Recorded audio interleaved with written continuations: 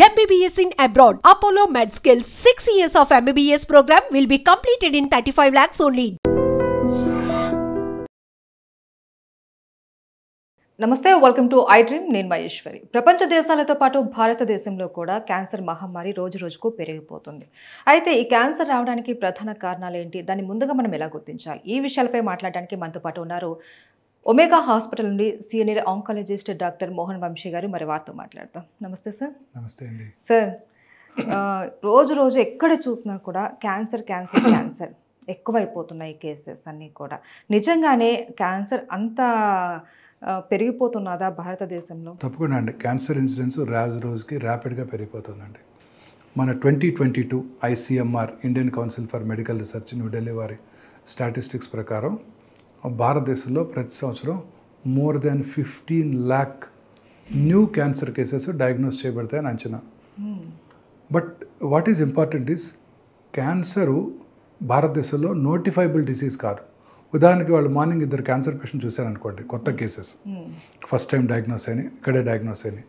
నేను వెంటనే దాన్ని గవర్నమెంట్ ఆఫ్ ఇండియాకి నోటిఫై చేయాల్సిన అవసరం లేదు, మున్సిపల్ అథారిటీస్కి నోటిఫై చేయాల్సిన అవసరం లేదు, ట్రీట్మెంట్ చేస్తే సరిపోతుంది.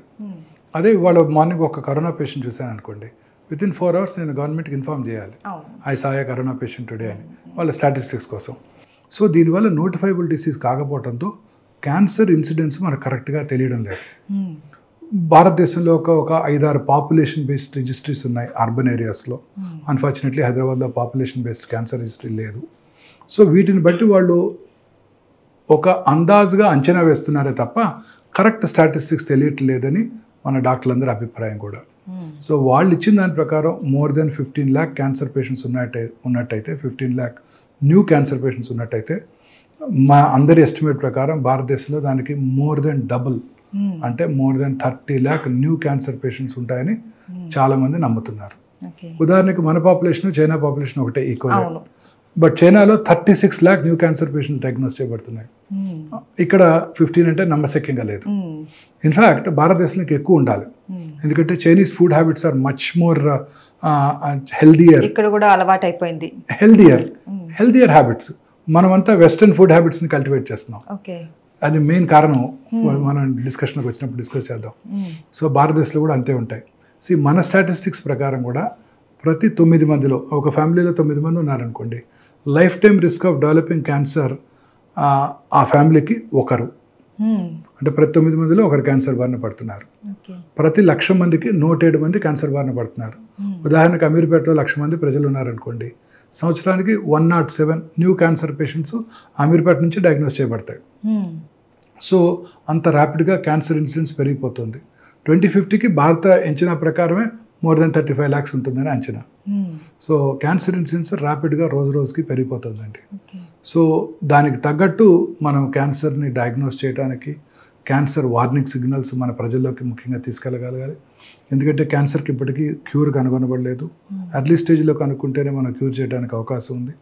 కానీ cancer is a silent killer. స్లోగా పెరుగుతుంటుంది, సిమ్టమ్స్ కలిగించదు, అందువల్ల ఎవరు డాక్టర్ దగ్గరికి రారు. సో అందుకని మనం ముఖ్యంగా అవేర్నెస్ ప్రోగ్రామ్స్ ద్వారానే మన ప్రజల్లో ఈ క్యాన్సర్ మీద అవేర్నెస్ తీసుకొస్తే, వార్నింగ్ సిగ్నల్ మీద, అప్పుడు క్యాన్సర్ని ప్రివెంట్ చేయడానికి, క్యాన్సర్ వార్నింగ్ సిగ్నల్స్ తెలుసుకోవడానికి అవకాశం ఉంటుంది. అసలు సార్, క్యాన్సర్ అంటేనే చాలా రకాలు ఉంటున్నాయి. మనం చూస్తున్నాం ఈ మధ్య తల భాగం నుంచి కాళ్ళ వరకు ప్రతి చోట క్యాన్సర్ అన్నది ఎక్కడ వస్తుందో తెలియదు. మెయిన్ ఈ క్యాన్సర్ అంటే ఏంటి అనేది చాలా మందికి కూడా అవగాహన లేదు. మన శరీరంలో ఉన్న కోట్లాది కణజాలంలో ఏదో ఒక కణం అప్రతీతంగా పెరిగిపోవటానే క్యాన్సర్ అంటారు. ఇప్పుడు మన బాడీలో లిమిటేషన్స్ ఉన్నాయి. ఉదాహరణకి చిన్నప్పుడు ముక్కు చిన్నదిగా ఉండేది, ఈ సైజుకి రాగానే ఆగిపోయింది, ఇంకా పెరగడం ఆగిపోయింది. అలా ఒక నియంత్రణ విధానం ఉన్నది మన శరీరానికి. ఆ నియంత్రణని దాటి క్యాన్సర్ కణం క్రమంగా పెరిగిపోతుంటాయి. అంటే ఒక్క కణం 2 అవుతాయి, 2, 3, 4 అవుతాయి, 4, 8 అవుతాయి, 8, 16 అవుతాయి, 8 లక్షలు 16 లక్షలు అవుతాయి. అలా పెరిగిపోవటాన్ని క్యాన్సర్ అంటారు. అది ఎక్కడైనా ఉండొచ్చు. మన నియంత్రణ దాటి, మన రెగ్యులేటరీ మెకానిజమ్స్ని దాటి మన శరీరంలో మీరు అన్నట్టు స్కాల్ప్ నుంచి కాలు చిటికన వేలు వరకు ఏదో ఎక్కడో ఒక కణం అలా పెరిగిపోవటాన్ని క్యాన్సర్ అంటారు. సో ఇప్పుడు మన సైంటిస్టులకి మంచి అవగాహన వచ్చింది, క్యాన్సర్ మీద పూర్తి అవగాహన వచ్చింది. మన బాడీలో అబౌట్ 22,000 ప్రోటాన్ కోడింగ్ జీన్స్ ఉంటాయి, equally good number of non proton coding jeans ఉంటాయి. ఇందులో సైంటిస్టులు ఒక 500 to 600 ఆంకోజీన్స్ని ఐడెంటిఫై చేశారు. ఆంకోజీన్స్ అంటే క్యాన్సర్ కారక జన్యువులు. వీటిలో వచ్చే మ్యూటేషన్స్ ఆధారంగానే ఈ క్యాన్సర్స్ వస్తున్నాయి. అన్ని రకాల క్యాన్సర్లు. సైంటిస్టులు ఇప్పుడు గట్టిగా నమ్ముతున్నారు. దీన్నే ఫౌండేషన్ 1 మెడిసిన్ అంటారు. అంటే ఈ 500-600 జీన్స్లో ఏదో ఒక జీను ఏదో ఒక కారణం వల్ల, అది డైటరీ కానివ్వండి, ఎన్విరాన్మెంటల్ ఫ్యాక్టర్ కానివ్వండి, జెనెటిక్ కానివ్వండి, ఆ మ్యూటేషన్ జరిగి ఆ మ్యూటేషను వలన ఆ క్యాన్సర్ కణం అప్రతిహితంగా పెరిగిపోతుంటుంది. ఇది మన సైంటిస్టులు ఐడెంటిఫై చేశారు. ఇప్పుడు ప్రతి క్యాన్సర్కి కూడా ఇది మ్యూటేషన్, మనం ఏ మ్యూటేషన్ వల్ల క్యాన్సర్ వచ్చింది తెలుసుకునే సదుపాయం ఇప్పుడు మనకి అందుబాటులోకి వచ్చింది హైదరాబాద్లోనే. ఆ కొన్ని మ్యూటేషన్స్ని టార్గెట్ చేసే మందులు కూడా అందుబాటులోకి వచ్చాయి. అది సో ఇలా క్యాన్సర్ బాడీలో ఎక్కడైనా రావచ్చు. లైనింగ్ మీద, అంటే లైనింగ్ అంటే ఒక లైనింగ్, ఇప్పుడు ఉదాహరణకి మన బాడీకి స్కిన్ లేయర్, లైనింగ్ మీద వచ్చే క్యాన్సర్స్ని కార్సినోమాస్ అంటారు. లోపల వచ్చే క్యాన్సర్స్ని సార్కోమాస్ అంటారు. సాఫ్ట్ టిష్యూ అంటే లైనింగ్ లోపల ఉండే టిష్యూ సాఫ్ట్ టిష్యూ. ఇప్పుడు ఇంటెస్టైనల్ ట్రాక్ ఉంది, దాని లైనింగ్ మీద వచ్చినట్టయితే కార్సినోమా, లోపల వచ్చినట్టయితే సార్కోమా, లైనింగ్ కింద వచ్చినట్టయితే సార్కోమా. ఇంకా మూడో గ్రూపు కార్సినోమా, సార్కోమా. మూడో గ్రూపు హిమటలాజికల్ మెలిగ్నెన్సీస్ అంటే రక్త సంబంధ క్యాన్సర్స్, అంటే లింఫోమాస్, లుకీమియాస్. ఇలా 3గా బ్రాడ్గా మనం డివైడ్ చేయవచ్చు క్యాన్సర్స్. బాడీలో ఎక్కడొచ్చినా ఈ 3 బ్రాడ్ వెరైటీస్లో ఈ క్యాన్సర్ని మనం ప్లేస్ చేయడానికి అవకాశం ఉంటుంది. అయితే మీరే అన్నారు క్యాన్సర్ అనేది సైలెంట్ కిల్లర్ అనేసి. సో ఇది చాలా వరకు బయట పడేంత వరకు కూడా మనకు తెలియదు, సివియర్ స్టేజ్కి వెళ్ళేంత వరకు కూడా మనకు తెలియదు. దీన్ని మనము ఫస్ట్లోనే మనం గుర్తించాలి అంటే ఎలాంటి లక్షణాలను మనం ఐడెంటిఫై చేయాలి సార్? సో బేసిక్గా వచ్చిన ఆర్గన్ బట్టి ఆధారపడి ఉంటుంది. ఓకే. ఎక్కడ ఇప్పుడు ఉదాహరణకి ఏ ఆర్గన్లో వచ్చినా కూడా వచ్చిన ఆర్గన్ ఆధారపడి, బట్ కొన్ని జనరల్ సిమ్టమ్స్ ఉన్నాయి. అందులో most important unexplained weight loss. అంటే మామూలుగానే తింటున్నారు, మామూలుగానే వారి జీవితం గడుపుతున్నారు, బట్ క్రమక్రమంగా వెయిట్ తగ్గిపోతున్నారు. ఏంటి మీరు తగ్గిపోతున్నారు అని అడుగుతున్నారు ఫ్యామిలీ మెంబర్స్. అది very good important warning signal. రెండోది ఆకలి తగ్గిపోవటం, అంటే తినాలనిపించకపోవటం, ఆకలి తగ్గటం. డిస్టేస్ట్ ఫర్ ఫుడ్, మీకు చాలా ఇష్టమైన ఫుడ్ టేబుల్ మీద ఉంది, తినడానికి ఆకలి వస్తుంది, తినడానికి అక్కడి దాకా వెళ్తారు, తినబుద్ధి కాక తిరిగి వచ్చేస్తారు. Very important warning signal of cancer. ఇది చాలా ఇంపార్టెంట్. తర్వాత లో గ్రేడ్ ఫీవర్, అంటే జస్ట్ నాట్ మచ్, 99, 99.5, 100 కన్నా తక్కువే, ఈవినింగ్లో కానీ ఎప్పుడో ఒకసారి ఇర్రెగ్యులర్గా రావటం. లో గ్రేడ్ ఫీవరిష్గా అనిపించడం, థర్మోమీటర్ పెట్టి చూసుకుంటే 99, 99.5. సోర్ థ్రోట్ గట్రా ఏమి లేదు, వైరల్ ఫీవర్ అనుకుంటాం, 2 రోజులు చూస్తాం, కంటిన్యూస్గా అలా ఫీవర్ ఉండటం, ఆకలి తగ్గిపోవటం, distaste for food, weight loss, ఇవన్నీ కూడా జనరల్ సిమ్టమ్స్ ఆఫ్ క్యాన్సర్. అంటే ఇవి ఉంటే క్యాన్సర్ ఉందని కాదు, బట్ క్యాన్సర్ ఉండి ఉండవచ్చు.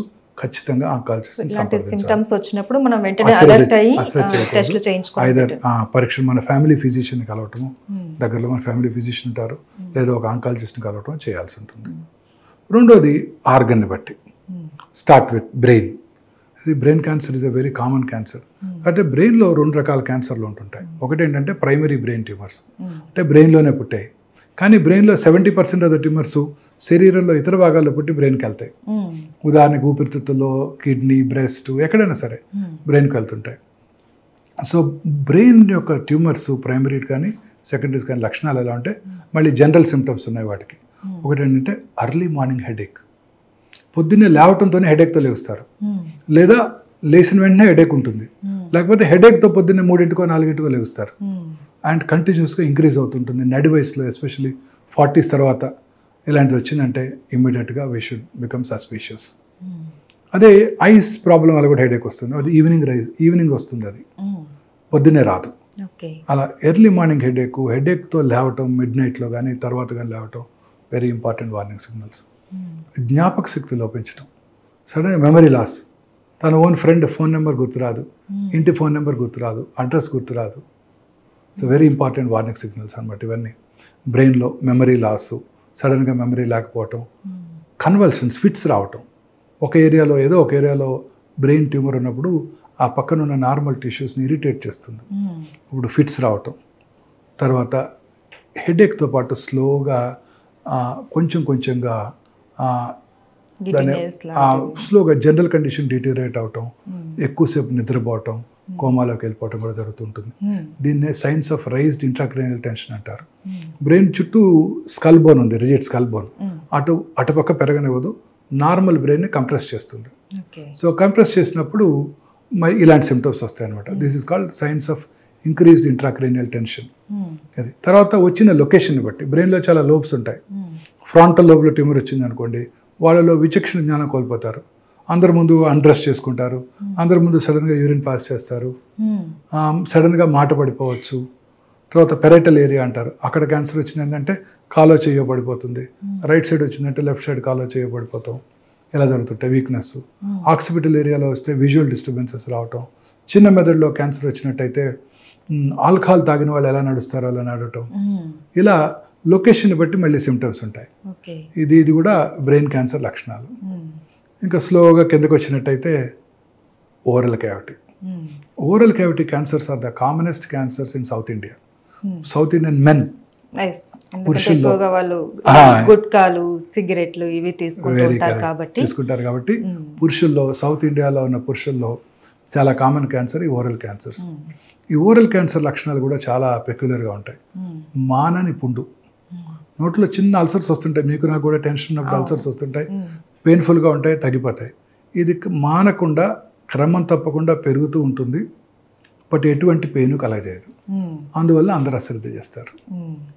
తర్వాత ఎరుపు తెలుపు మిళితమైన patches, red and white patches or white patch, just పెరుగు అంటుకున్నట్టు ఆ లిప్ మీదో, నాలుక మీదో, దవడ లోపల భాగానో, అంగటి మీద ఉంటుంది. రబ్ చేస్తే పోదు, లూకోప్లేకియా అంటారు.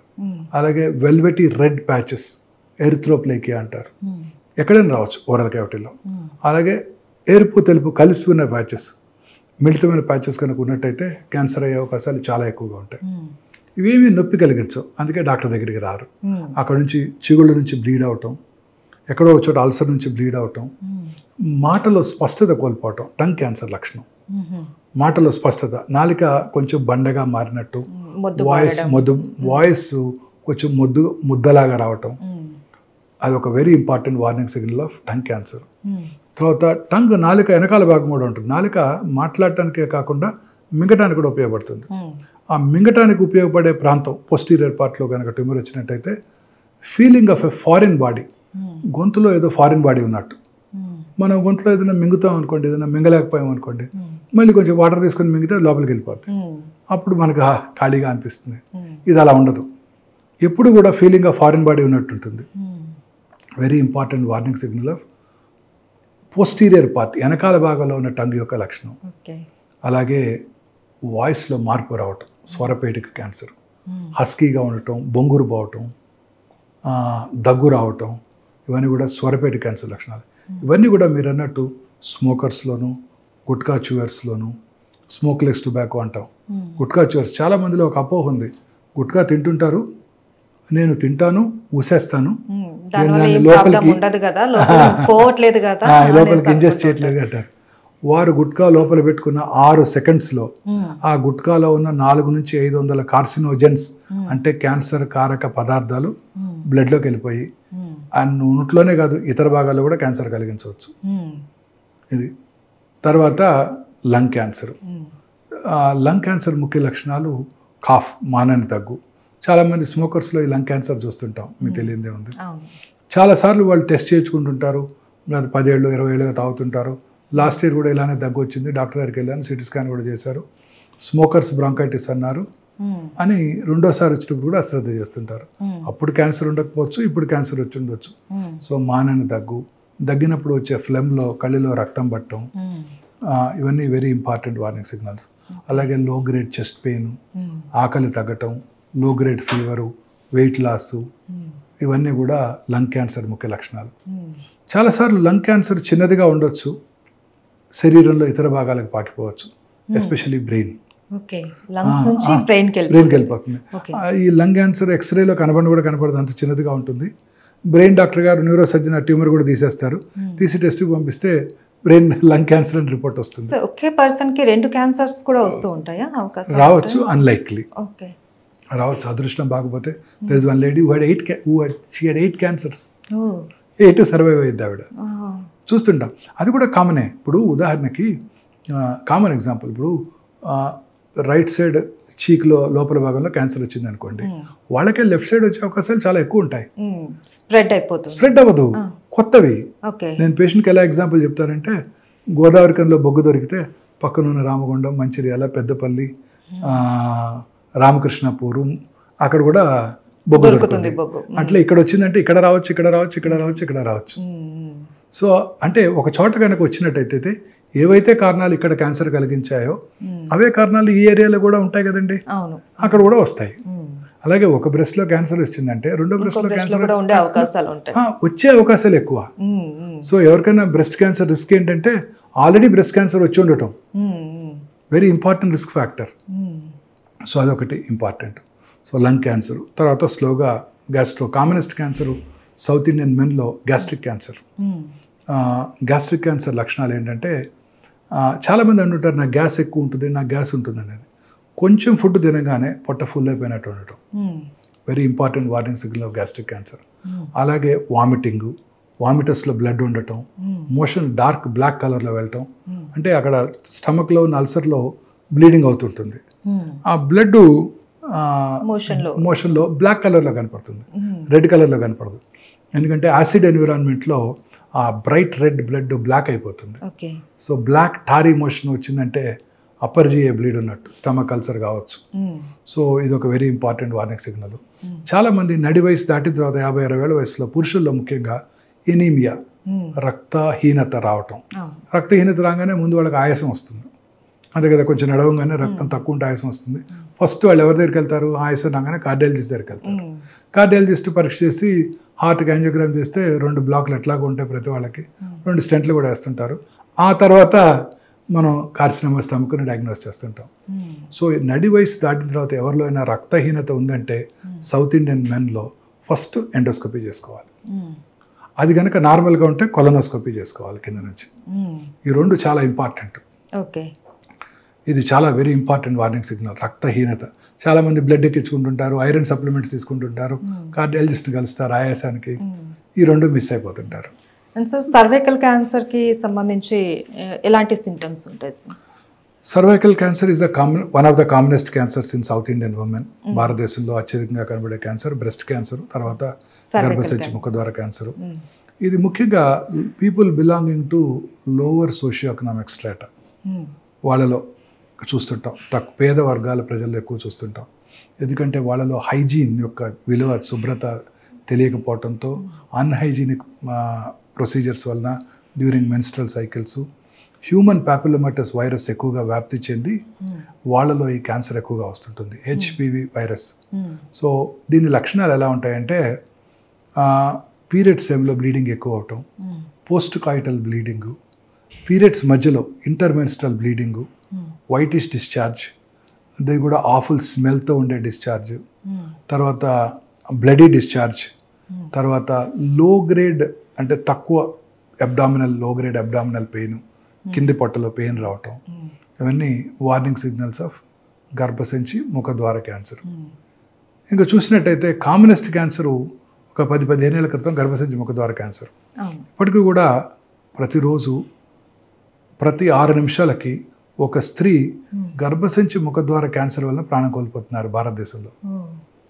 ప్రతి 6 నిమిషాలకి, అంత కామన్ అనమాట. ఇంకొక ఇంపార్టెంట్ ఫ్యాక్ట్ ఏంటంటే, ప్రతి 4 నిమిషాలకి ఒక స్త్రీ బ్రెస్ట్ క్యాన్సర్ డయాగ్నోస్ చేయబడుతున్నారు ఇండియాలో. ప్రతి 4 నిమిషాలకి ఒక స్త్రీ బ్రెస్ట్ క్యాన్సర్ డయాగ్నోస్ చేయబడుతున్నారు. ప్రతి సంవత్సరం భారతదేశంలో 2,24,000 న్యూ బ్రెస్ట్ క్యాన్సర్ పేషెంట్స్ కనుగొనబడుతున్నాయి. అండ్ మీరు గుర్తుపెట్టుకోవాల్సిన ఇంపార్టెంట్ విషయం ఏంటంటే, మనందరం ఇవన్నీ కూడా అర్బన్ ఇండియాలో ఎక్కువ చూస్తున్నాం. అర్బన్ ఇండియా పాపులేషను యాన్యువల్ ఈ 2023 స్టాటిస్టిక్, కరోనా తర్వాత మన స్టాటిస్టిక్స్ పూర్తిగా ఎవాల్యుయేట్ చేయలేకపోయాం మనం. ఎవ్రీ 10 yearsకి ఒకసారి స్టాటిస్టిక్స్ తీసుకుంటాం కదా, పాపులేషన్ స్టాటిస్టిక్స్ చేయలేకపోయాం. సో ఆ 22 అంచనా ప్రకారం భారతదేశంలో ఓన్లీ 35 మంది మాత్రమే 100కి అర్బన్ ఏరియాస్లో ఉంటున్నారు. ఈ అర్బన్ ఏరియాస్లోనే ఈ క్యాన్సర్స్ అన్ని కాన్సన్ట్రేట్ చేయబడుతున్నాయి. 2,24,000 న్యూ బ్రెస్ట్ క్యాన్సర్ పేషెంట్స్ ఉన్నట్టయితే on an average 175 are in urban area. So urban ఏరియాస్లో ఈ బ్రెస్ట్ క్యాన్సర్ ఇన్సిడెన్స్ ర్యాపిడ్గా పెరిగిపోతుంది. దీని ముఖ్య లక్షణాలు ఏంటంటే బ్రెస్ట్లో లంప్ లాగా ఏర్పడటం, గడ్డలాగా ఏర్పడటం. రెండోది బ్రెస్ట్ యొక్క సైజులో కానీ షేప్లో కానీ మార్పు రావటం. బ్రెస్ట్ యొక్క స్కిన్ ముడతలు పట్టినట్టు ఉంటాం. ఆరెంజ్ పీల్ అపియరెన్స్ అంటాం. రైప్ ఆరెంజ్, పండిపోయిన ఆరెంజ్ చూస్తే ఆ పైన చిన్న చిన్న గుంటలు పడి ఎలా ఉంటుంది చూడండి, థిక్ అయ్యి అలా ఉంటుంది ఆ స్కిన్. అంటే మన ఇండియాలో ఆరెంజ్ పీల్ ఉండదు, మన అందరం డార్క్ కాంప్లెక్షన్ కాబట్టి వైట్స్లో అలా ఉంటుంది ఆరెంజ్ పీల్ అపియరెన్స్. సో మన వాళ్ళ కూడా అట్లా నల్లగా గుంటలు పడి ఉంటాం. తర్వాత బ్రెస్ట్ యొక్క నిప్పుల్ ఏరియాలో కాంప్లెక్సెస్లో మార్పులు రావటం, నిప్పులు లోపలికి పోవటం, నిప్పుల మీద పుండె ఏర్పడటం, నిప్పుల నుంచి బ్లడ్ కానీ బ్లాకిష్ కానీ బ్రౌనిష్ కానీ డిశ్చార్జ్ రావటం. అలాగే బ్రెస్ట్ యొక్క స్కిన్ మీద నరాలు ఉబ్బినట్టు ఉండటం. అలాగే రెండు నిప్పుల ఏరియాల కాంప్లెక్సెస్ ఒకే లెవెల్లో లేకుండా ఒకవైపు పైకి లాగబడి ఉండటం, లేకపోతే ఇంకో పక్క కిందకి లాగబడి ఉండటం. అలాగే చంకలో గడ్డలు, ఇవన్నీ కూడా అర్లీ బ్రెస్ట్ క్యాన్సర్ లక్షణాలు అన్నమాట. ఈ లక్షణాలు ఉన్న వాళ్ళందరికీ క్యాన్సర్ ఉన్నట్టు కాదు, బట్ క్యాన్సర్ ఉండటానికి ఎక్కువ అవకాశాలు ఉంటాయి కాబట్టి దగ్గరలో ఉన్న సర్జన్ కానీ, వారి లేడీ డాక్టర్, ఫ్యామిలీ ఫిజిషియన్ కానీ, ఆంకాలజిస్ట్ని కానీ కలవటం చాలా ఇంపార్టెంట్. సార్, ఇప్పటివరకు కొన్ని రకాల క్యాన్సర్స్ వాటి లక్షణాలు చెప్పారు, ఇంకా చాలా ఉన్నాయి. సో వాటి గురించి కూడా ఎక్స్ప్లెయిన్ చేస్తారా? మీరు అన్నట్టు రకరకాల క్యాన్సర్స్ ఉన్నాయండి. ఇప్పుడు గ్యాస్ట్రోఇంటెస్టైనల్ ట్రాక్లో స్టమక్ తర్వాత అత్యధికంగా కనబడే క్యాన్సర్ కోలన్ క్యాన్సర్, పెద్ద పేగుల్లో వచ్చే క్యాన్సర్. కోలన్ క్యాన్సర్ ఇన్సిడెన్స్ కూడా చాలా ర్యాపిడ్గా పెరిగిపోతుంది భారతదేశంలో. ముఖ్యంగా అర్బన్ ఏరియాస్లో ఈ క్యాన్సర్ ఎక్కువగా చూస్తున్నామండి.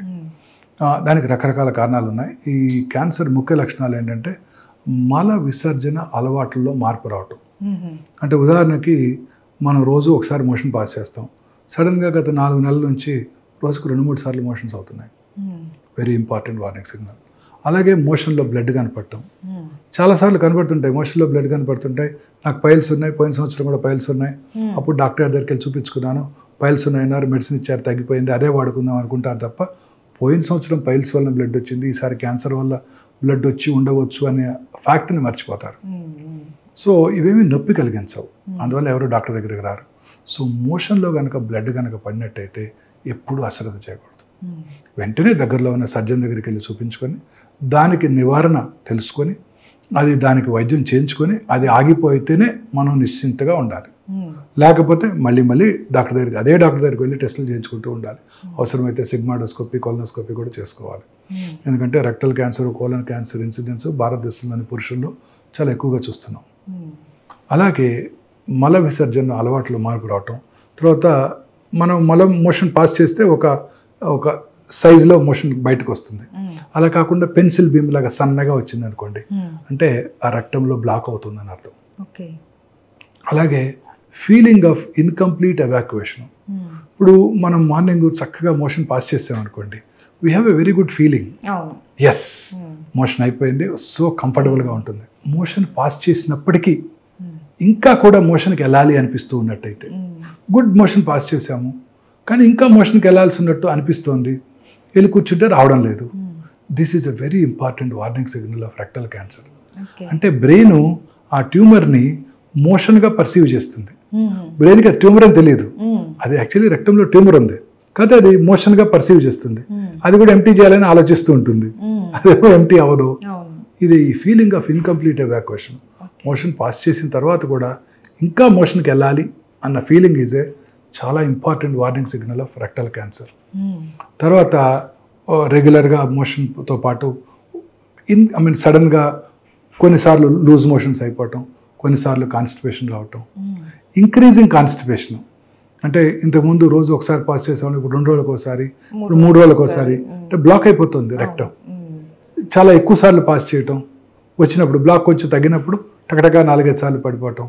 Very important warning signal of left sided colon cancers. ఇదే కాకుండా right side colon cancers silent killer. ఎందుకంటే ఎటువంటి సిమ్టమ్స్ కలిగజేయవు, ఎందుకంటే అక్కడ మోషన్ లిక్విడ్గా ఉంటుంది. ఈ చిన్న అల్సర్స్ ఏమి మోషన్ని బ్లాక్ చేయలేవు. సో అందువల్ల ఆ అల్సర్ నుంచి బ్లడ్గా వచ్చిన ఆ మోషన్లో మిక్స్ అయిపోతుంది, అందువల్ల తెలియదు. So right side colon cancers are very very silent killers. చాలాసార్లు రక్తహీనతతో డాక్టర్ దగ్గరికి వెళ్తారు వాళ్ళు. ఇందాక చెప్పాను కదండి, రక్తహీనత కనుక ఉన్నట్టయితే ఫస్ట్ దక్షిణ భారతదేశంలో అపర్జయోస్కోపీ, అది కనుక నెగిటివ్ అయితే కొలనోస్కోపీ చేసుకోవాలి. ఇది కోలన్ క్యాన్సర్ ముఖ్య లక్షణాలు.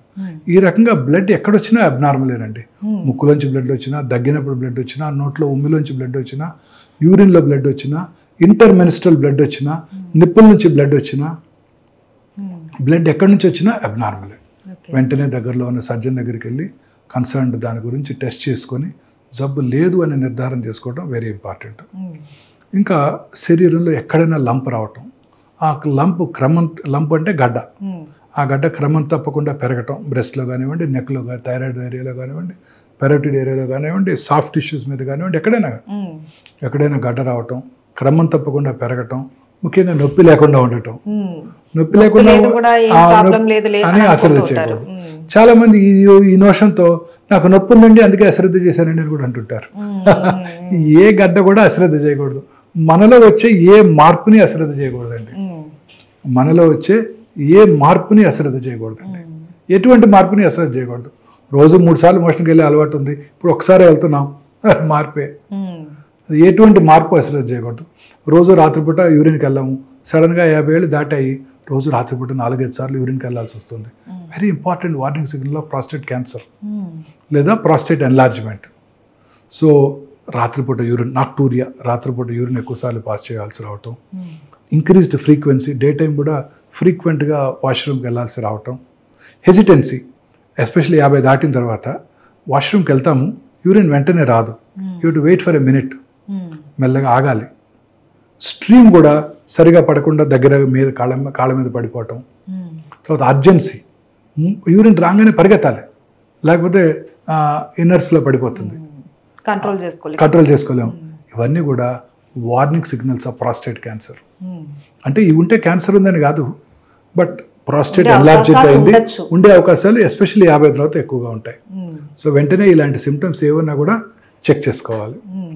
అలాగే స్కిన్ క్యాన్సర్స్ కూడా చాలా కామన్గా చూస్తుంటాం. పుట్టుమచ్చల్లో వచ్చే క్యాన్సర్స్, మెలనోమాస్ అంటాం, చాలా ప్రమాదకరమైనవి, అవి చాలా ర్యాపిడ్గా పాకిపోతాయి.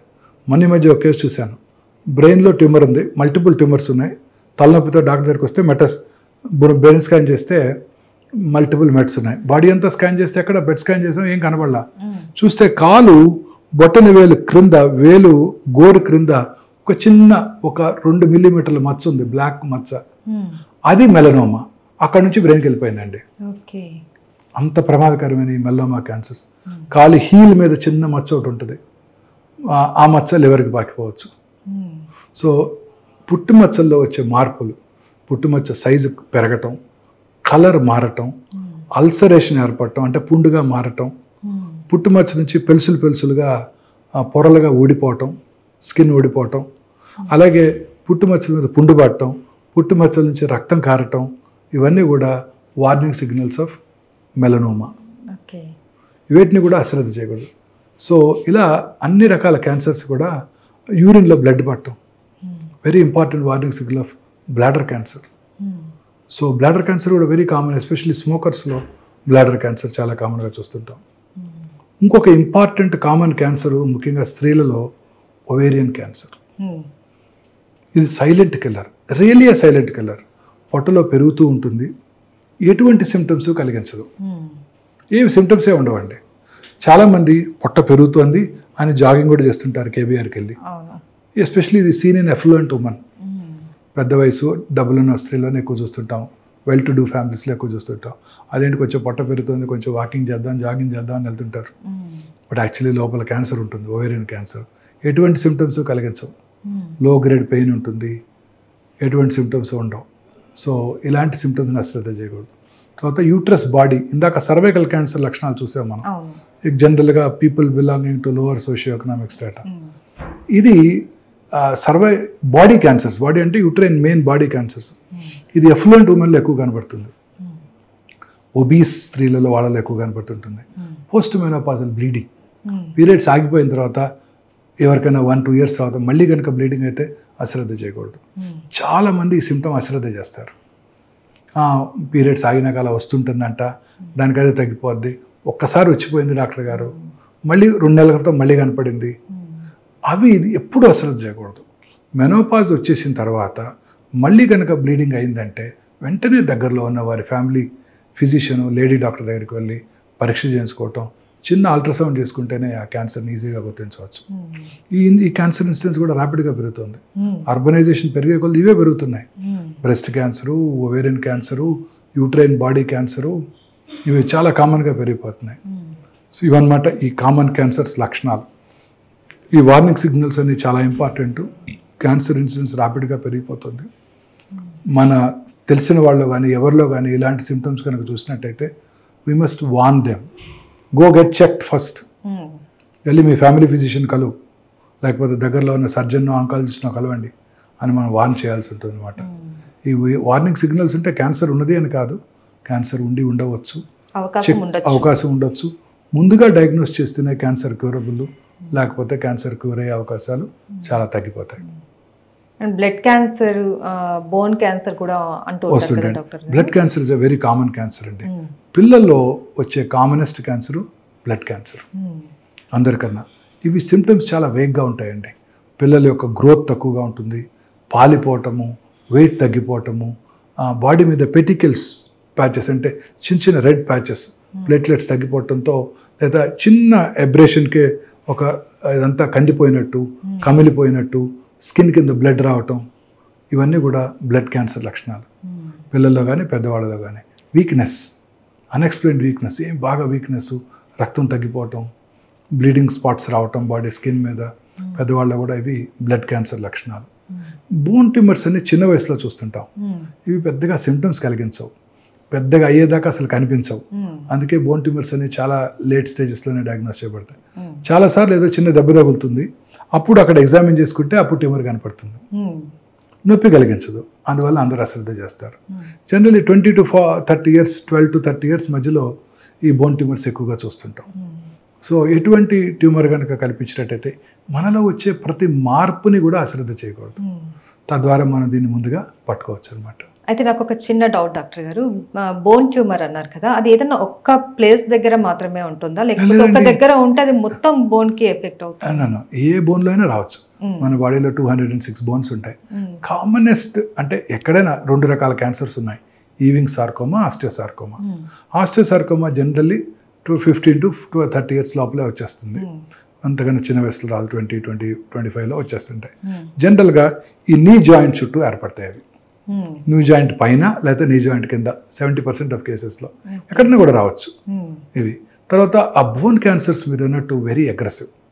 బాడీ ఆస్టియోసార్కోమా వచ్చిందంటే within days or weeks లంగ్స్లోకి పాకిపోతాయి. చాలా అగ్రెసివ్ ట్యూమర్స్. రెండోది ఈవింగ్స్ ట్యూమర్స్, చిన్న వయసులో కూడా చూస్తుంటాము, సాఫ్ట్ టిష్యూలో కూడా చూస్తుంటాం, బోన్స్లో కూడా చూస్తుంటాం. అది మనం బయాప్సీ చేసుకోవడం ద్వారా అది ఏ రకమైన క్యాన్సరో తెలుసుకోవచ్చు. అయితే ఇప్పటి వరకు ఎన్ని రకాల క్యాన్సర్స్ ఉన్నాయనేసి చెప్పారు. అయితే మెయిన్ ఈ క్యాన్సర్ రావడానికి కారణాలు ఏంటి, ఎవరికి ఎక్కువ వచ్చే అవకాశాలు ఉంటాయి చెప్తారా? సో క్యాన్సర్ రావడానికి గల కారణాలు అనేది 100% ఇది కాజ్ అండ్ ఎఫెక్ట్ కారణం ఏమి లేదండి, ఎక్సెప్ట్ గర్భసంచి ముఖద్వార క్యాన్సర్ తప్ప. గర్భసంచి ముఖద్వార క్యాన్సర్కి ఒక కాజ్ అండ్ ఎఫెక్ట్ ఉంది. అంటే ఏంటంటే కాజ్ ఏంటంటే human papillomatous viral infection, HPV virus. ఆ హెచ్పివి వైరస్ మన సర్వైకల్ ఎపిథీలియంలోకి వెళ్ళి అది ఇంట్రాసెల్యులర్గా ఉంటుంది, అంటే సెల్ లోపల ఉంటుంది. సెల్ లోపల ఉంటే మన బాడీ డిఫెన్స్ మెకానిజమ్స్కి అందదు, అందువల్ల దానికి యాంటీబాడీస్ డెవలప్ అవ్వవు. మీకు గుర్తుందా, కరోనా వచ్చినప్పుడు అందరూ నా యాంటీబాడీ టైటర్ ఎంత ఉంది, నీదెంత ఉంది, యాంటీబాడీ టైటర్ చెక్ చేసుకునేవాళ్ళం. ఒకసారి కరోనా వస్తే ఆ యాంటీబాడీస్ పెరిగి రెండోసారి కరోనా రావటాన్ని నిరోధిస్తాయి కదా, వచ్చిన తట్టుకునే అంత శక్తిని అయితే ఇస్తాయి. కానీ ఈ cervical cancer virus, human papillomatous virus ఎంత స్మార్ట్ అంటే అది సెల్ లోపలే ఉంటుంది, సెల్ బయటకు రాదు. అందువల్ల మన బాడీ డిఫెన్స్ మెకానిజమ్స్ దాన్ని గుర్తించలేవు. సో అందువల్ల దానికి యాంటీబాడీస్ డెవలప్ అవ్వవు. సో అందువల్ల రిపీటెడ్ వైరల్ ఇన్ఫెక్షన్స్ వల్ల ఈ క్యాన్సర్ వచ్చేస్తుంది. దీనికి ఇప్పుడు అందుకే వ్యాక్సిన్ కనుక్కున్నారు. వ్యాక్సిన్ ఏం చేస్తుందంటే యాంటీబాడీస్ని ప్రొడ్యూస్ చేస్తుంది, తద్వారా మళ్ళీ రీఇన్ఫెక్షన్ రాకుండా చేస్తుంది. సో ఇది హ్యూమన్ పాపిలోమాటస్ వైరస్. ఇలా కాజ్ అండ్ ఎఫెక్ట్ రిలేషన్ మిగతా ఏ క్యాన్సర్స్కి లేదు. హెపటైటిస్ బి వైరస్ ఇన్ఫెక్షన్ ఉన్న వాళ్ళలో లివర్ సిరోసిస్ వస్తుంది. లివర్ సిరోసిస్ వచ్చినప్పుడు లివర్ రీజనరేషన్ జరుగుతుంది. ఆ రీజనరేటివ్ ప్రాసెస్లో క్యాన్సర్ రావచ్చు. Okay. So HBV human hepatitis B viral infection వచ్చిన వాళ్ళలోను, హెపటైటిస్ సి వైరల్ ఇన్ఫెక్షన్ వచ్చిన వాళ్ళలోను లివర్ సిరాసిస్ వచ్చి ఆ క్రానిక్ లివర్ డిసీజ్ వలన లివర్ క్యాన్సర్ వచ్చే అవకాశాలు ఉంటాయి. ఈ రెండు వెరీ ఇంపార్టెంట్. తర్వాత అలాగే నార్త్ ఆఫ్రికాలో ఎప్స్టీన్ బార్ వైరస్ అనే ఒక వైరస్ ఇన్ఫెక్షన్ వలన కొన్ని బర్కిట్స్ లింఫోమా అనే ఒక స్పెషలైజ్డ్ హెమటలాజికల్ మెలిగ్నెన్సీస్ వస్తుంటాయి, అవి కూడా చూస్తుంటాం. ఇవి కాక మిగతా క్యాన్సర్స్ అన్నిటికీ కూడా ఖచ్చితంగా ఇది కారణం అని చెప్పలేము. కొన్ని ఇంపార్టెంట్ కారణాలు ఉన్నాయి, మనందరికీ తెలుసు. స్మోకింగ్ వల్ల లంగ్ క్యాన్సర్ వస్తాయి, స్మోకింగ్ వల్ల అనేక రకాల క్యాన్సర్స్ వస్తాయి, ఇవన్నీ మనకు తెలుసు. బట్ డెఫినెట్గా నాన్ స్మోకర్లో కూడా లంగ్ క్యాన్సర్ చూస్తుంటాం. అవును. స్మోకింగే చేయని 12 ఏళ్ళ ఆడపిల్ల కూడా లంగ్ క్యాన్సర్ చూసాం. సో ఇది డెఫినెట్గా ఇది కారణం అని మనం చెప్పగలిగింది లేదు. But there are general causes which are very very important to us. ఒకటి జెనెటిక్ ఫ్యాక్టర్స్, అది మన కంట్రోల్లో లేదు. జెనెటిక్ ఫ్యాక్టర్స్ అంటే బెస్ట్ ఎగ్జాంపుల్ ఆంజెలినా జోలీ. వారి మదర్కి ట్రిపుల్-నెగటివ్ బ్రెస్ట్ క్యాన్సర్ ఉండింది. సో వారు చెక్ చేయించుకొని ఆ BRCA1 BRCA టెస్ట్ చేయించుకొని వారికి 31 years అప్పుడే అది చెక్ చేసుకొని అది పాజిటివ్ ఉంటుంటే వారికి ఖచ్చితంగా హ్యూమన్ అదే hereditary breast ovarian cancer syndrome అంటారు. సో వారికి 100% బ్రెస్ట్ క్యాన్సర్ వస్తుంది, 70% 80% ఓవేరియన్ క్యాన్సర్ వస్తుందని తెలుసుకొని ముందుగా జబ్బు రాకముందే 2 బ్రెస్ట్లు తీయించేసుకున్నారు, 2 ఓవరీలు తీయించేసుకున్నారు. అలాంటి జెనెటిక్ ఫ్యాక్టర్స్ ఉండవచ్చు, BRCA1 BRCA2, అది మనం డిస్కస్ చేస్తాం. మిగతా కారణాలు ఎన్విరాన్మెంటల్ ఫ్యాక్టర్స్. దీనికి మనకి దీని మీద కంట్రోల్ ఉంది. కాకపోతే ఈ అర్బనైజేషన్ పెరిగే కొద్ది ఎన్విరాన్మెంటల్ ఫ్యాక్టర్స్ ఎక్కువైపోతున్నాయి. ఫస్ట్ మోడర్నైజేషన్ చూడండి. ఈ మోడర్న్ మనం వీఆర్ ఫైటింగ్ విత్ నేచర్తో ఫైట్ చేస్తున్నాం. మనం ఎప్పుడు ఎండలోకి వెళ్తలేదు, ఇంట్లోనే ఉంటున్నాము, ఎయిర్ కండిషన్ రూమ్స్లో ఉంటున్నాము. మార్నింగ్ లేవగానే plastic tooth brush, synthetic toothpaste, plastic tongue cleaner, plastic mug, plastic బకెట్లో హాట్ వాటరు, తర్వాత పొద్దున్నే మైక్రోవేవ్లో చేసుకున్న దాన్ని వేడి చేసుకొని బ్రేక్ఫాస్ట్ తింటాం, ఆర్టిఫిషియల్ సింథటిక్ క్లోత్స్, ఇవన్నీ కూడాను డెఫినెట్గా క్యాన్సర్ కారకాలే. తాగే ప్లాస్టిక్ బాటిల్లో వాటరు, హాట్ వాటరు, అది ఏం చేయక్కర్లేదు. వేడిగా ఉన్న కారులోకి వెళ్ళి కూర్చుని ఆ కారులో ఉన్న ప్లాస్టిక్ నుంచి వచ్చే ఫ్యూమ్స్, మనకి సమ్మర్లో 40 degrees 45 degrees వచ్చేస్తుంది హైదరాబాద్లో కూడా. ఆ డిగ్రీలో ఆ కార్లోకి వెళ్ళి కూర్చున్నామంటే ఆ కారు యొక్క ఆ ప్లాస్టిక్ ఇంటీరియర్స్ అంతా ప్లాస్టికే కదండి, కారు లోపలంతా, వాటి నుంచి వచ్చే ఫ్యూమ్స్ అన్నీ కూడా క్యాన్సర్ కారకాలే. ప్లాస్టిక్ వాటర్ బాటిల్ నుంచి అన్నీ కూడా క్యాన్సర్ కారకాలే మనకి. ఇది మనకి ఎలాగో అవాయిడ్ చేయలేం, మరి తప్పదు. మరి ప్రస్తుతం ఉన్న ఏజ్లో అవాయిడ్ చేయలేం. పూర్వకాలంలో లాగా మరచెంపులు తీసుకొని మనం వెళ్ళి వాటర్ తాగలేం కదా. సో ఇవన్నీ కూడా కారకాలండి. ఇలా అనేక రకాలుగా పొల్యూషన్. ఆ తర్వాత ఇంకోటి మోస్ట్ ఇంపార్టెంట్, ఆర్టిఫిషియల్ లైట్స్. ఇప్పుడు రాత్రిపూట చక్కగా 6:30-7 భోజనం చేసి ఇంతకుముందు 8-9 కల్లా పడుకొని నిద్రపోయి పొద్దున్నే లేవడం జరిగేది. లేచిన వెంటనే చక్కగా ఎండలో కూర్చునేవారు, ఎండలో పని చేసుకునేవాళ్ళు. వాళ్ళ ఫ్రెష్గా వాళ్ళ గేదెల నుంచి పాలు తీసుకొని తాగేవాళ్ళు.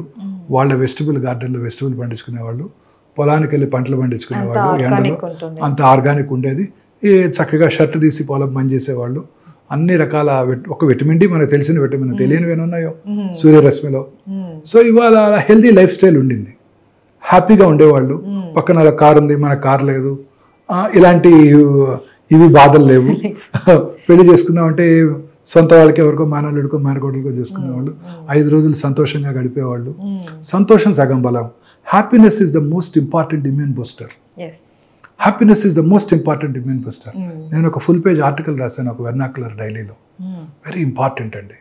ఒక పేషెంట్ 72 సంవత్సరాల ఆమెకి, వాళ్ళ హస్బెండ్కి 74. 8 ఏళ్ళ నుంచి నా దగ్గరికి రెగ్యులర్గా చెకప్కి వస్తున్నారు బ్రెస్ట్ క్యాన్సర్కి. Perfectly normal.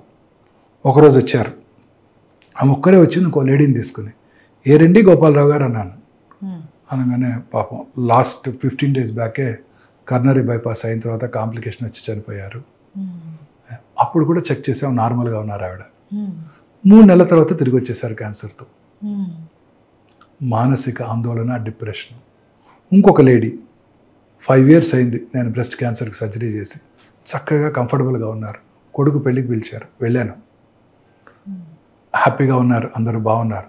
2 ఏళ్ల తర్వాత రికరెన్స్ వచ్చింది. ఏంటా అని చూస్తే 8 months ముందు కొడుకు డివోర్స్. సో అన్ని రకాల జబ్బులకి నా ఉద్దేశంలో మూల కారణం ఈ మానసిక ఆందోళన. కరోనా కానివ్వండి, క్యాన్సర్ కానివ్వండి, చాలా రకాల వ్యాధులు అన్ని జబ్బులకి కూడా ఈ ఇమ్యూనిటీ, అది రుమటాయిడ్ ఆర్థరైటిస్, ఇవన్నీ కూడా ఈవెన్ డయాబెటిక్, అన్ని జబ్బులకి మూల కారణం మానసిక ఆందోళన. సంతోషంగా సగం బలం అని పెద్దవాళ్ళు చెప్పారు. సంతోషంగా లేకపోతే నీదేటి. రెండోది నిద్ర, వెరీ ఇంపార్టెంట్ ఇమ్యూన్ బూస్టర్ అండి నిద్ర. ఇప్పుడు పూర్వకాలంలో 6-7 పడుకునేవాళ్ళు, తినేసేవాళ్ళు. ముందు అర్లీగా తినేసి 8-9 పడుకునేవాళ్ళు. ఈ టీవీలు లేవు, చక్కగా వీధరి మీద కబుర్లు చెప్పుకునేవాళ్ళు, లేకపోతే ఏదో పని చేసుకునేవాళ్ళు. ఇంత పని చేయాల్సిన అవసరం కూడా ఉండేది కాదు. మనలాగా రోజుకి 16 గంటలు. 9 పడుకునేవాళ్ళు, పొద్దున్న 6 లేసేవాళ్ళు. రాత్రి 2-3 గంటలకి వాళ్ళలో మెలటోనిన్ అనే హార్మోన్ ఉత్పత్తి అవుతుంది ఆ స్లీప్లో. ఆ melatonin strong anti cancer properties. ఇప్పుడు ఏం చేస్తున్నాము, రాత్రి 10-11 దాకా టీవీ చూస్తున్నాం, 11 పడుకోవడానికి 1 దాకా మనం ఆ బ్లూ స్క్రీన్ చూస్తూ మొబైల్లో మన వాట్సాప్ మెసేజ్లను, యూట్యూబ్లో వీడియోలు చూసుకుంటూ పడుకుంటున్నారు. ఆ మెలటోనిన్ హార్మోన్ ఉత్పత్తి జరగట్లేదు, దానివల్ల క్యాన్సర్ వచ్చేస్తుంది. ఈ పొద్దున్నే వస్తాను 5:30కి నేను ఇంటి నుంచి వస్తుంటే, గచ్చిబౌలికి వస్తుంటే చూస్తుంటే అన్ని పెద్ద పెద్ద స్కై స్క్రాపర్స్, అన్ని చోట్ల ఫుల్ లైట్స్ ఉంటాయి. ఆ లైట్స్లో పనిచేసే స్త్రీలందరికీ కూడాను క్యాన్సర్ వచ్చే అవకాశాలు ఎక్కువగా ఉంటాయి.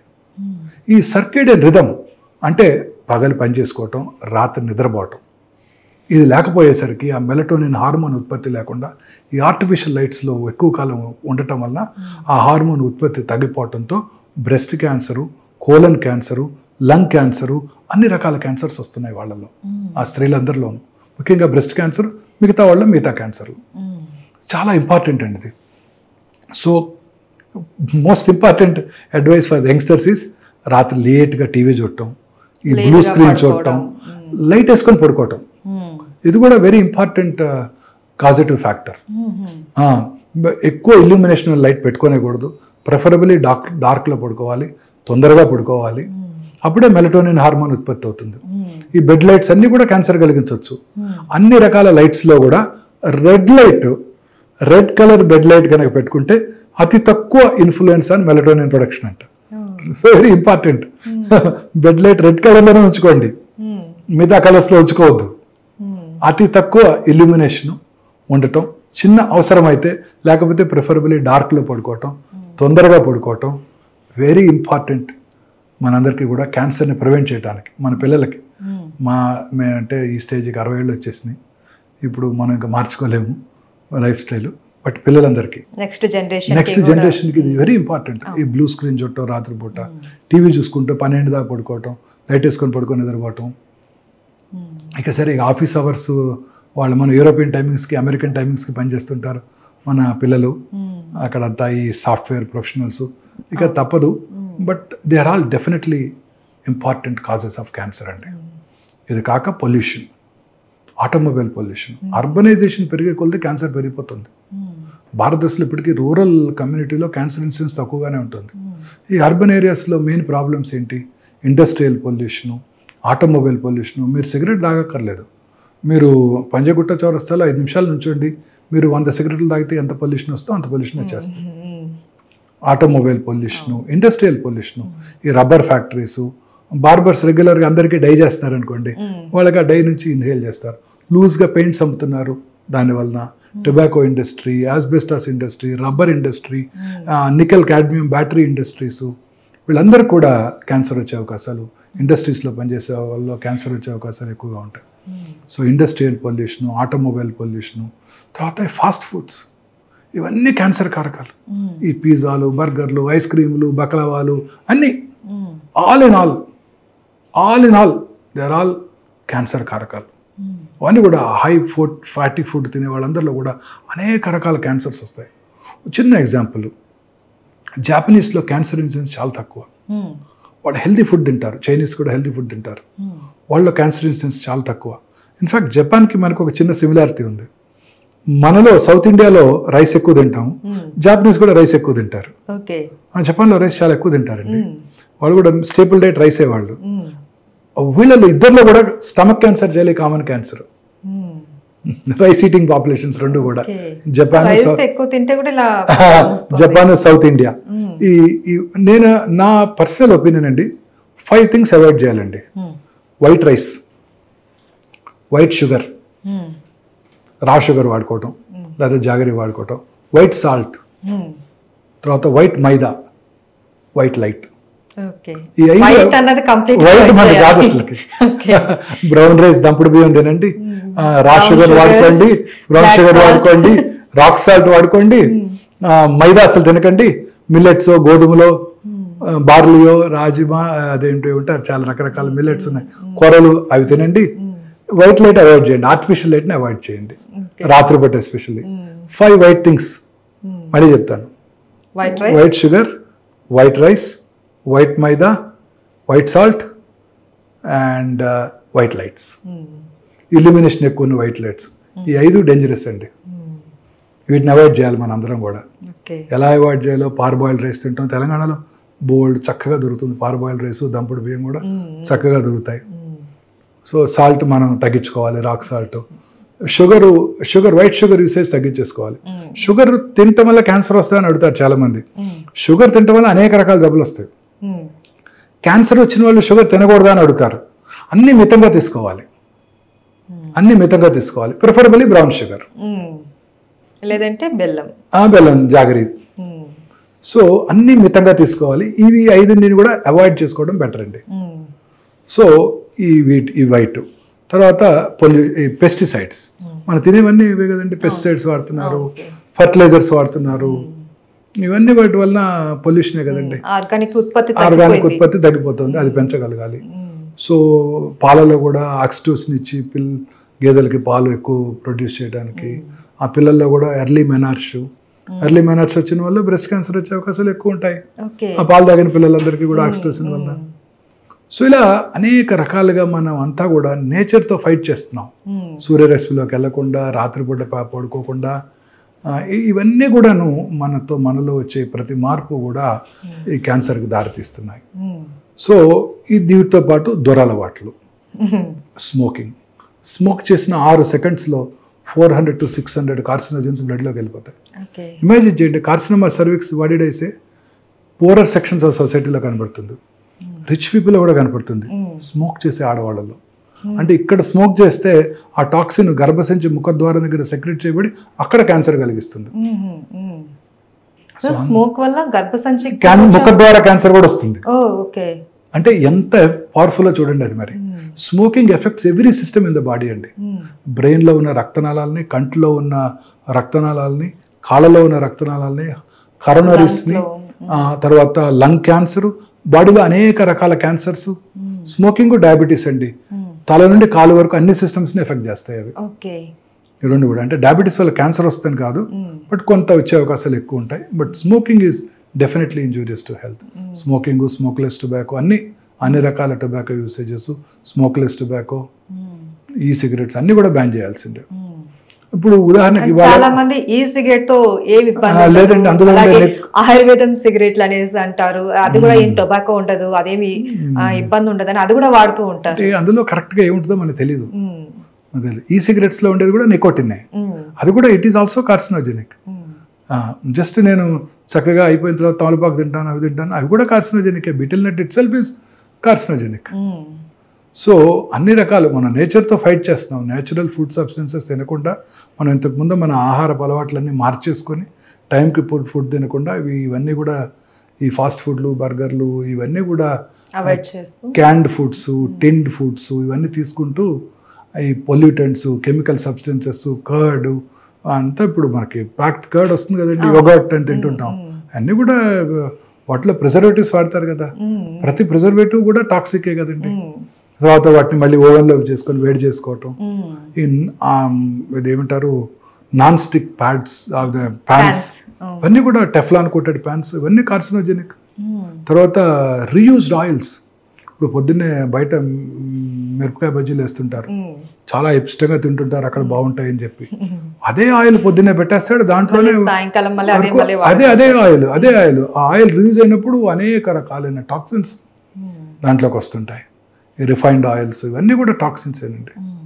సో ఇలా అనేక రకాలుగా మనం ఈ టాక్సిన్స్కి, ఎన్విరాన్మెంటల్ పొల్యూషన్కి, ఎక్స్పోజ్ అవటం వల్ల ఈ క్యాన్సర్ ఇన్సిడెన్స్ ర్యాపిడ్గా పెరిగిపోతుంది.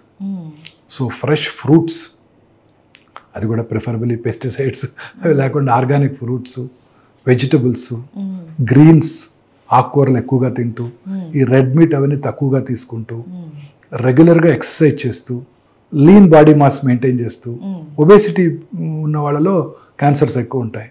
ఎక్సర్సైజ్ రెగ్యులర్గా చేస్తూ, అలవాట్లకు దూరంగా ఉంటే క్యాన్సర్ నుంచి కూడా దూరంగా ఉండవచ్చు.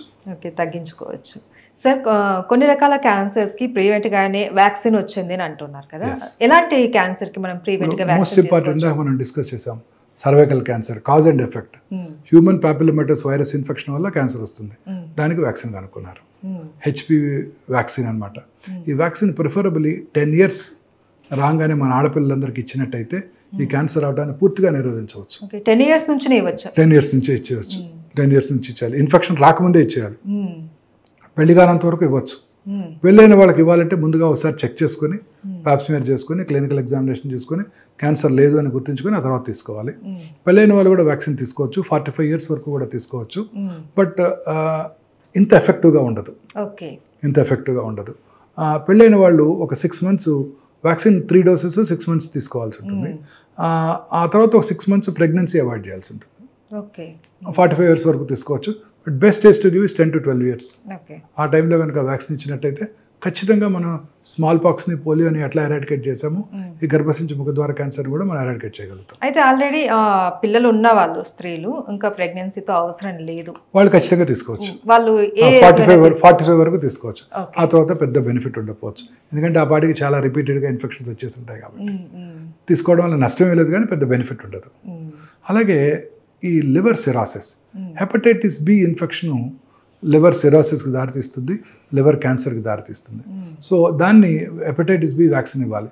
ఫార్చునేట్లీ మన ఇండియన్ గవర్నమెంట్ యూనివర్సల్ ఇమ్యునైజేషన్ ప్రోగ్రాంలో మన పిల్లలందరికీ కూడా హెపటైటిస్ బి వైరస్ వ్యాక్సిన్ ఇస్తున్నారు. సో అది కవర్ అయిపోతుంది. మా జనరేషన్లో ఉండేది కాదు అది. సో మేము అప్పుడు ఇంటర్న్షిప్లో కొత్తగా వ్యాక్సిన్ వచ్చినప్పుడు ఆ వ్యాక్సిన్ తీసుకున్నాం అందరం. ఇక్కడ మాకు పేషెంట్స్ నుంచి మాకు రాకుండా ఉండడం కోసం. సో హెపటైటిస్ బి వైరల్ ఇన్ఫెక్షన్కి ప్రివెంట్ చేయడానికి ఈ హెపటైటిస్ బి వ్యాక్సిన్ ఉపయోగపడుతుంది. అది తీసుకొని వాళ్ళలో సిరాసిస్, సిరాటిక్స్లో ఈ లివర్ క్యాన్సర్ వచ్చే అవకాశాలు ఎక్కువగా ఉంటాయి. Okay, thank you sir, thank you so much. నమస్తే.